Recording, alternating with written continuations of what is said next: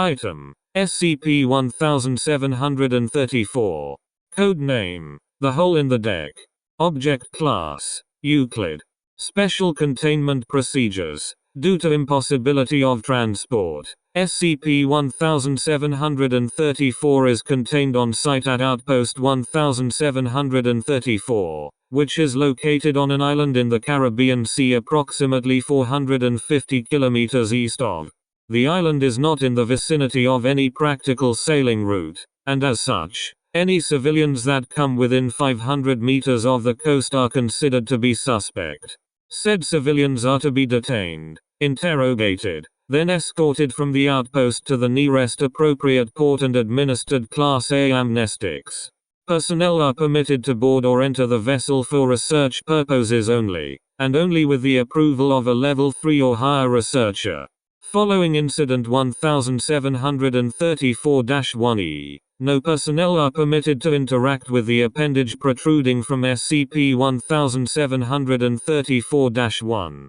Explorations within SCP-1734-1 are currently suspended. Description: SCP-1734 is a grounded 18th-century full-rigged British frigate with considerable damage to the structure but relatively little evidence of deterioration. Artifacts recovered from the ship, however, demonstrate decay and contain material which suggest that it has been grounded for almost 300 years.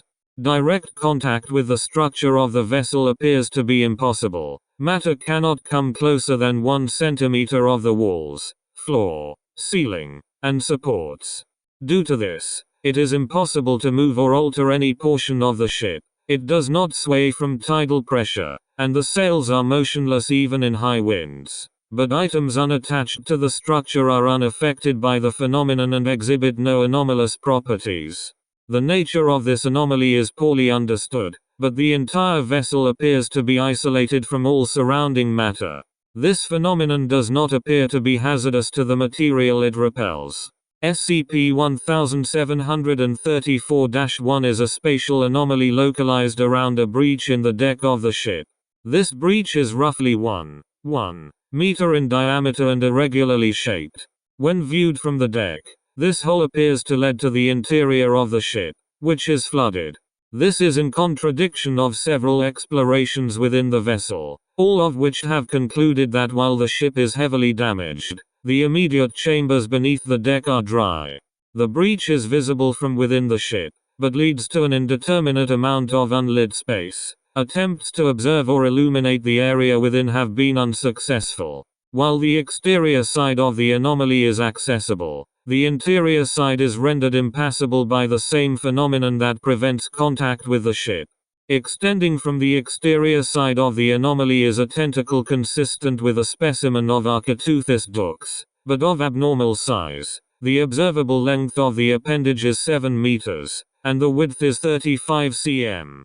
The entity constantly makes slight movements, but is docile unless attacked.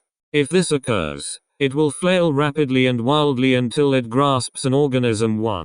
The entity will then drag the victim through the anomaly and into the water, wherein death occurs in 5 to 10 minutes. If death does not occur by drowning, it will result from data expunged. See document SCP-1734-E5. The tentacle will re-emerge after 20 to 30 minutes. Any damage done to the tentacle, including complete destruction, will regenerate in no more than 180 minutes. Document SCP-1734-E5. Anomaly Exploration Log I. Clearance 3-1734. Required. Document SCP-1734-E5. Anomaly Exploration Log I. Identity verified. D7569 is a 37-year-old Caucasian male with a height of 180 centimeters and a weight of 77 kilograms. Subject has a history of gross domestic violence and multiple convictions of data expunged. Subject has been outfitted with a nude suit atmospheric diving suit equipped with a 100W HID lamp, an audio headset, and a high-definition recording unit with direct upload to Outpost 1734. The suit is connected via air hose to equipment being operated by agent and doctor on the deck of the SCP-1734. D-7569 descends through the breach into the flooded chamber within, and becomes partially submerged. The water in the room appears to be 1 meter deep. Dr. Adler, please crouch down and examine the source of the tentacle. D-7569 complies. D-7569. It's coming out of a massive, 2-yard wide hole in the floor. I can't see down into it at all. Dr. Adler, how far does it extend down the hole? D-7569. Shit. I dunno. Another 10 yards from the surface of the water, at least. Dr. Adler, noted. Please continue down through the opening. D-7569. You can't be fucking serious. Dr. Adler, it won't attack you unless you make a significant effort to harm it. Please continue down the hole. D-7569. I don't give a shit. I'm not going down there. Dr. Adler. 7569. Please think back to our previous conversation. D-7569. Go ahead and cut my air. Then. I'm not going down there. Data expunged. D-7569 descends approximately 10 meters down through the opening. D-7569. Fuck this shit. Dr. Adler. Can you see the terminus of the tentacle? D-7569. The what? Dr. Adler. The end of the tentacle. Can you see it?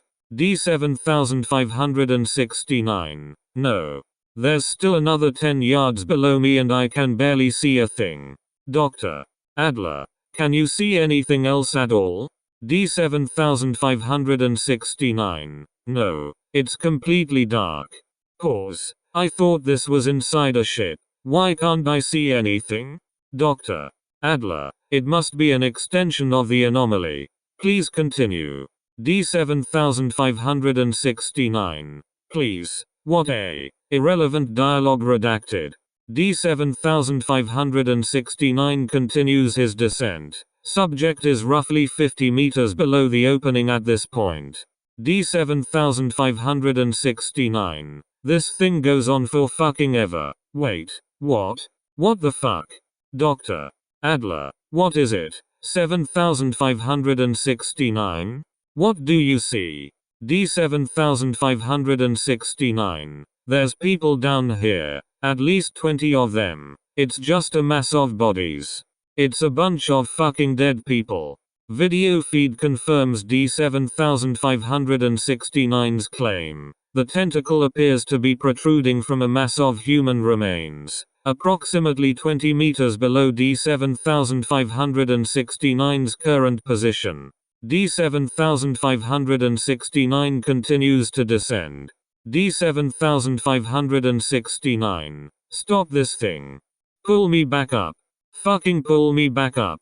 Dr. Adler, we need a better look at this.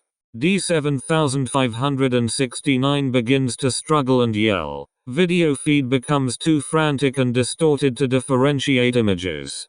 D-7569. Get me the fuck out of here. Dr. Adler. 7569. D-7569 starts screaming, approximately 10 meters above the mass. Dr. Adler. What is it? What's going on? Subject continues screaming. Video feed is fixated on the mass below, which is writhing and undulating. Additional tentacles begin to emerge. D-7569. Pull me the fuck up. D-7569 continues to scream as the feed becomes distorted again. This continues for another 3 minutes. Scattered images are partially discernible, which indicate that D-7569 is entrapped by the entity's tentacles. The human remains appear to be animate and begin to data expunged. Fragments of D-7569 suit adrift are briefly visible before both audio and video feed cut out entirely. When the air hose is recalled, roughly 3 meters of the cable and D-7569 are missing. Addendum 1734-001. Recovered artifact number 27. This is an excerpt from a journal in the possession of the ship's captain. The journal was recovered from the captain's quarters during the second exploration of the ship, and is extremely worn. Information from the remainder of the text confirms that the vessel was carrying a British privateer crew. Day. We've lost half our men. I don't know how we made it out of there at all, but I don't even have the strength to question it. We hit a patch of doldrums an hour after escaping, and we could still see that place behind us. I thought all of us were going to lose our minds while we drifted there. When we landed on this island, the crew prostrated themselves on the beach. I don't think I've ever been more grateful to see an uninhabited and uneventful spot of Earth. We're going to recompose ourselves, check for some food in the trees and bushes, then leave before evening. The idea of staying on an island in these waters after nightfall is completely unthinkable. Day. Entry 2. I have never been possessed of such fury and fear in all my years. Jones brought something from that place with him. An egg. He began to spout that it would be worth a fortune, and we'd be fooled to lose all those men with nothing to gain from it. I shot him dead without a word, and cast that foul thing into the sea. I'd sooner face all the armies of Bonaparte than have one of those things on my ship. It's starting to get dark. We need to set sail. Day. Entry 3. It hatched. Everyone is gone. I'm the only one left. I can hear it, talking to me, telling me what will happen. It knows that I threw it into the sea, and now it delights in tormenting me. They pull their prey into their home. I do not know what they call it, and do not want to. I can see the home through the hole it ripped in the deck. In there, time stands still, and they can feed for as long as they want. Nothing will move. The stillness of the home has leaked out. Nothing moves at all. The water is so quiet. The entry ends here. All remaining pages in the journal are blank.